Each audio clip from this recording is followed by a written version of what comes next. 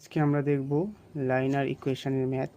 আর একটা যে দেখি আমরা লাইনার ইকুয়েশনে দুটি দিক থাকে, একটি হচ্ছে এই সাইডটা দেখতে পাচ্ছি আমরা একটা, আর এটা একটা সাইড। আর এই সাইডটাকে আমরা যে দেখি এক্স, এটা হচ্ছে নাম্বার সাইড। সো এখানে দেখতে পাচ্ছি আমাদের এক্সের যে ভ্যালুটাকে বার করতে হবে। এক্সের ভ্যালুটা আমাদের এখানে দেওয়া নেই, এক্সটা আননোন ভ্যালু। সেই আননোন ভ্যালুটা আমরা কী করে বার করি আজকে দেখব।